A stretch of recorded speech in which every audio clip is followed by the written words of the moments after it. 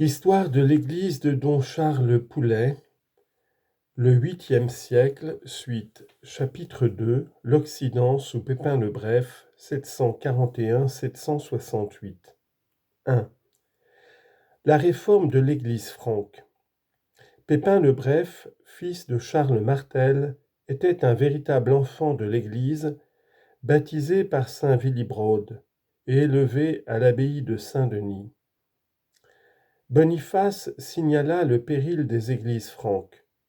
La plus grande partie des sièges épiscopaux, écrivait-il au pape Zacharie, sont livrés à des laïcs cupides ou à des clercs adultères. Et ceux qui se vantent de n'avoir pas ces défauts sont souvent des ivrognes, des chasseurs, des soldats, qui répandent le sang des chrétiens comme celui des païens. Investi de pouvoir par Rome et protégé par le chef franc, saint Boniface entreprend la réforme par voie conciliaire. Premièrement, on commença par rendre aux antiques métropoles de Reims, Sens, Rouen, une préséance non seulement honorifique, mais effective. C'était rétablir en Gaule cette cohésion hiérarchique qui avait fait le succès de l'apostolat en Germanie. Deuxièmement, on porta ensuite des canons disciplinaires en vue de la réforme du clergé. Les détails sont précisés: défense aux clercs de chasser, d'avoir des faucons, de porter l'habit séculier. Défense aux laïcs de posséder des biens ecclésiastiques autrement qu'à titre de précaires ou de bénéfices, etc. Troisièmement, on travailla enfin à faire disparaître les nombreuses superstitions héritées du paganisme. Les principaux synodes réformateurs furent celui des Estines ou de Leptine en Hainaut, 743, celui de Soissons en 744, le Concilium Germanicum Primum en 742 et le Concilium Germanicum Secundum en 745. Pour couronner l'œuvre, un concile national de tout l'Empire franc se réunit en 745. La force des décisions synodales consistait dans ce fait qu'elles étaient décrets d'État. En cas de transgression, la peine suivait, infligée par le prince. Bientôt apparut un épiscopat vertueux et instruit. Cette réforme de l'Église franque prépare l'efflorescence du christianisme carolingien. On peut, dans une bonne mesure, comparer la régénération religieuse qui en fut le résultat à celle dont le Concile de Trente au XVIe siècle fut le point de départ pour l'Église universelle. Saint Boniface avait aussi obtenu l'arrêt des sécularisations des biens ecclésiastiques. Mais sur ce point, les abus ne devaient pas cesser.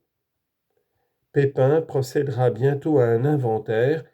Il laissera à chaque église l'indispensable et attribuera le reste à ses fidèles, sous la garantie illusoire d'une lettre de précaire et sous la maigre compensation du cens, d'une double dîme des revenus et d'une contribution aux frais des réparations.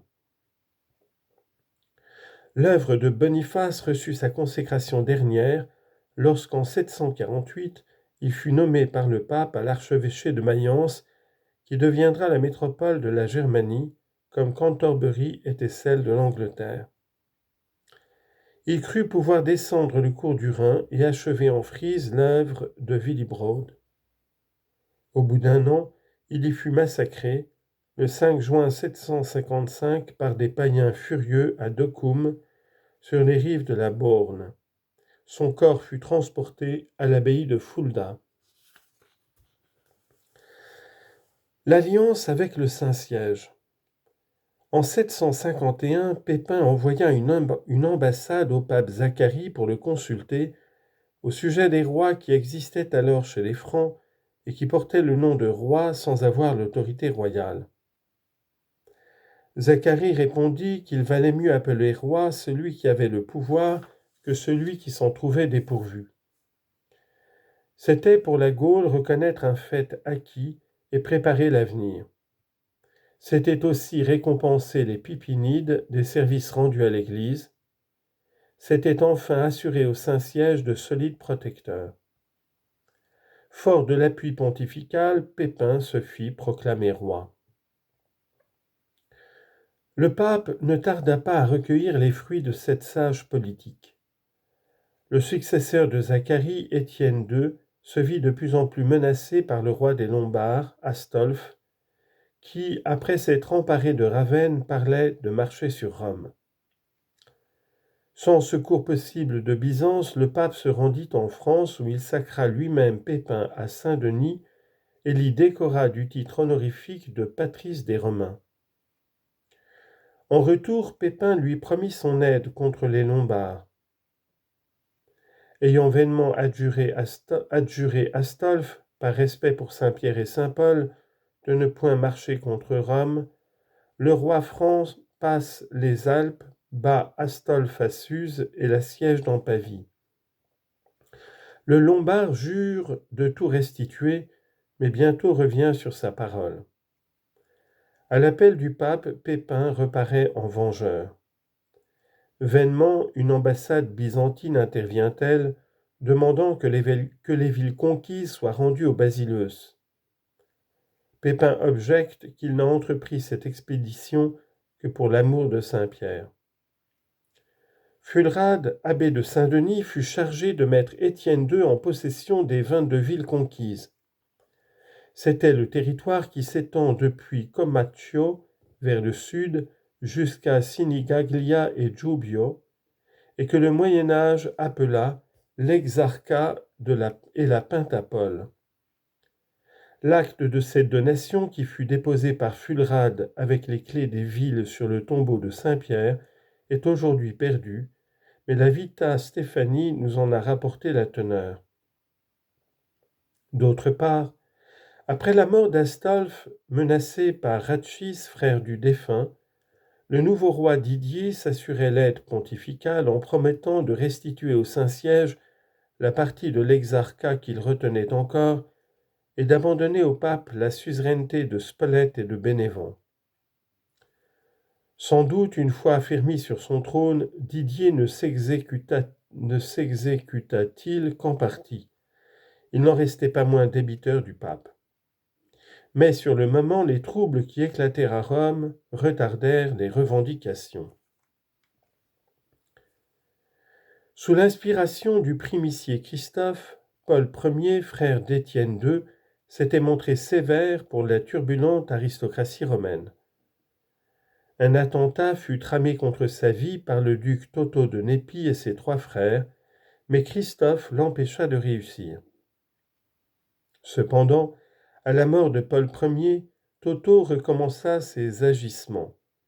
Il entre de force au Latran et fait acclamer pape l'un de ses frères, Constantius, qui reçoit coup sur coup les ordres ecclésiastiques jusqu'au diaconat, sans les délais de droit. Il n'en arrive pas moins à siéger 13 mois durant et à faire des ordinations. Constantin II, 767-768. Mais le primicier Christophe avait trouvé refuge chez le roi Didier qui, heureux d'intervenir, entra dans Rome, fit Constantius prisonnier et le remplaça par un pape de son choix, Philippe. Mais Christophe ne voulut pas le reconnaître et fit élire un certain Étienne, bientôt accepté par un concile franco-italien tenu au Latran. Celui-ci décréta que les cardinaux, prêtres ou diacres seraient désormais seuls éligibles et que les laïcs resteraient exclus du corps électoral.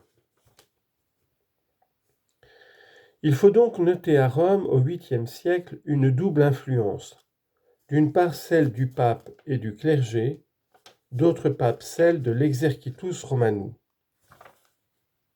Romanus. Aristocratie locale, comprenant avec le duc de Rome les commandants de place, le préfet de la ville et les nombreux dignitaires civils. Ces gens-là ont et se donnent une importance, surtout qu'après la chute de l'exarcat de Ravenne, l'élection du duc de Rome est tombée entre leurs mains. Ils voudraient aussi nommer le pape et diriger ainsi toutes les affaires locales. Mais l'élément ecclésiastique s'oppose à ces ambitions. Beaucoup de services relatifs à l'édilité, à l'approvisionnement, aux travaux de voirie ou de défense militaire étaient confiés à la sollicitude du pape et surtout recommandés à ses finances.